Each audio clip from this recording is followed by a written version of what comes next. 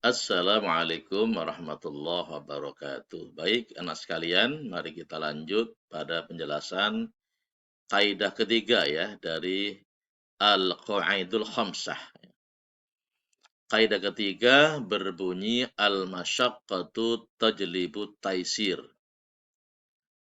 Al-masyaqqatu tajlibut taisir. Kesulitan menuntut kemudahan ya.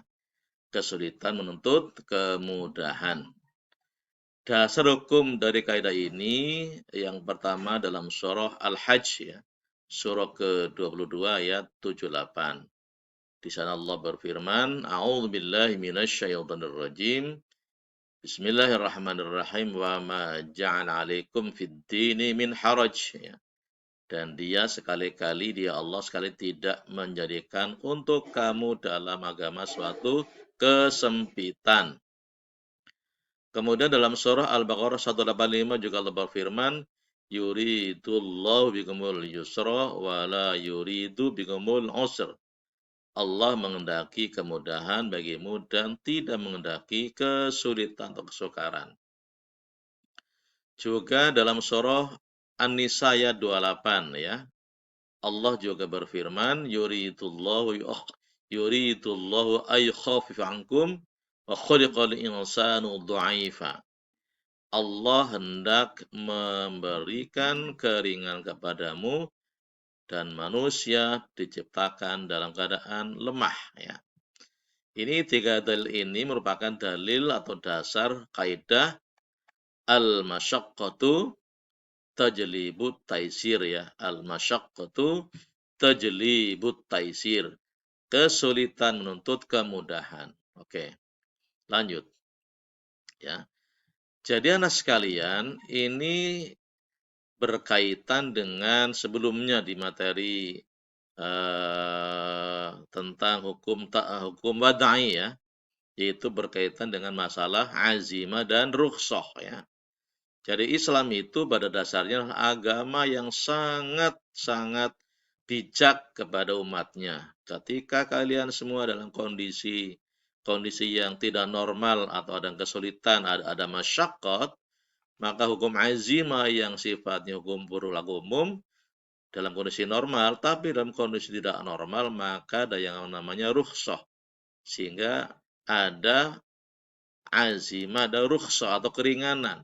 Ya. Nah, di sini anak sekalian, kaidah ini berkaitan dengan masalah rukhsah ya. Pertama adalah rukhsah itu yang sebabnya adalah yang karena ada bepergian atau ada safar ya. Yang kita pahami ketika kita sedang dalam perjalanan jauh ya, maka kita ada rukhsah membolehkan kita semua untuk sholat jamak atau qashar ya, jamak dan qashar ya. Jadi boleh mengqashar sholat yang 4 rakaat menjadi 2 rakaat. Atau kalian misalnya sedang Ramadan kemudian memudik pulang kampung, ada rukhsah. Boleh tidak puasa Ramadan, tapi nanti wajib untuk mengqadanya gitu ya. Nah, ini yang gampang yang kita bisa pahami tentang rukhsah ya. Jadi al-masyaqqatu tajlibu taysir ini berkaitan dengan masalah rukhsah untuk keringanan buat kita semua dalam kondisi yang tidak normal. Yang pertama tadi ya sebab karena bepergian ada rukhsah nih ya poinnya ya. Oke. Kemudian yang kedua adalah sakit ya. Ini juga rukhsah karena sakit. Misalnya apa? Kita kalau mau berwudu, kalau wudu kemudian menambah sakit parah gitu ya, maka kita boleh dengan tayamum ya. Karena apa? Kalau misalnya kamu wudu, sakitnya tambah serius, tambah parah, maka boleh tidak berwudu, tetapi kemudian diberikan rukhsah dengan bertayamum. Ya.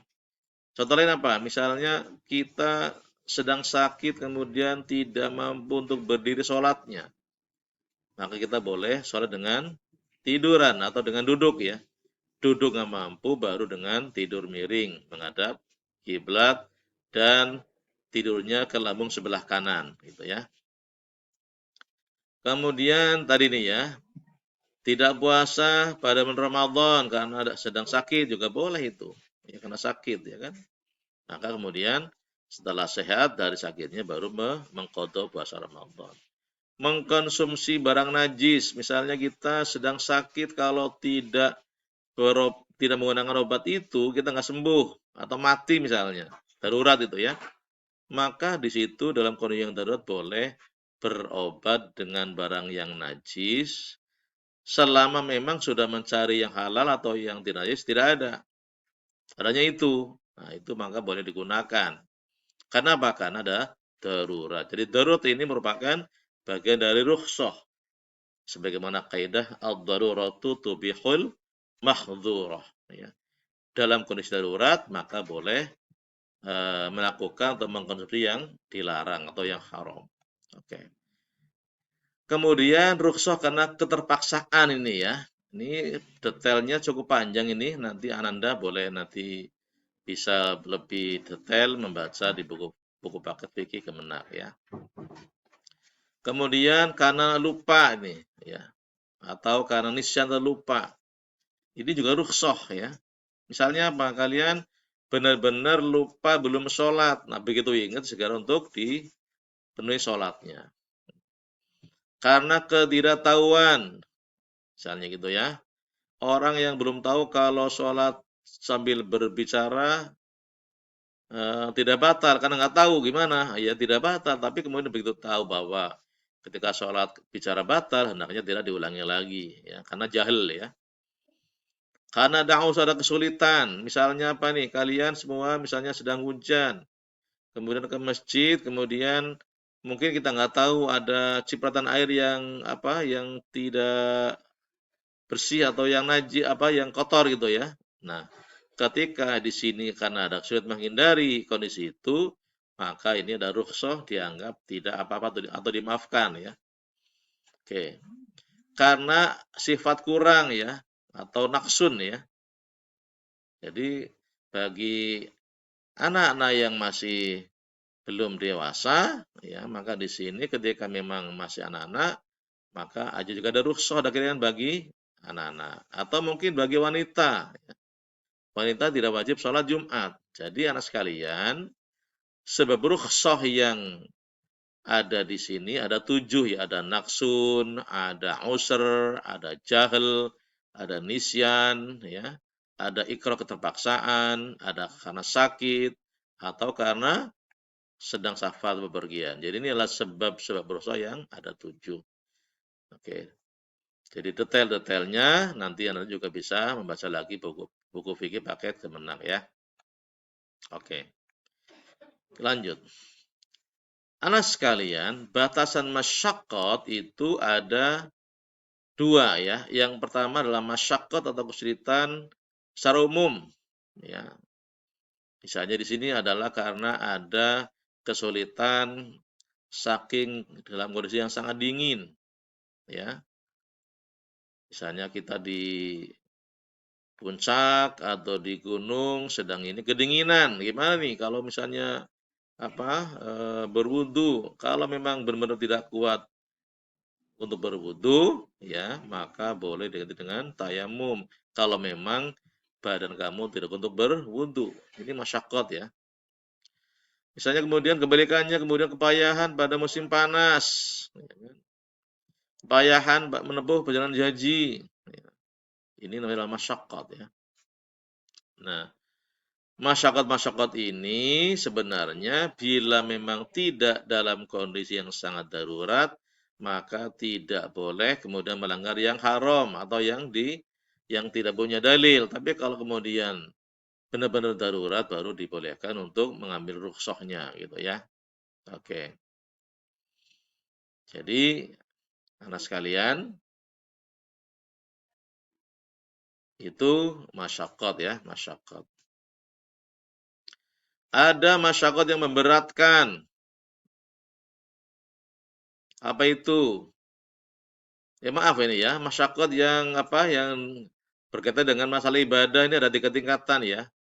Masyaqqat yang memberatkan, seperti kekhawatiran atas keselamatan jiwa, anggota tubuh atau harta. Ya, maka masyaqqat ini menyebabkan rukhsah dari syariat. Jadi misalnya sedang ibadah, kemudian kalian semua tiba-tiba ada kebakaran, rumahmu kebakar misalnya, naudzubillah ya, naudzubillah.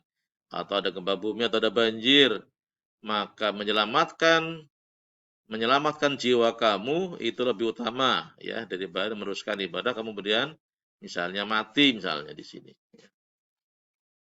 Masyarakat ringan ya kan, masyarakat ringan ya misalnya batuk, kemudian pilek-pilek gitu ya. Nah, ketika seperti ini maka kalian semua juga sebenarnya ada keringanan atau ada rukhsah yang memang dimungkinkan untuk dilaksanakan ya meskipun tidak sampai kemudian kalian membatalkan ya.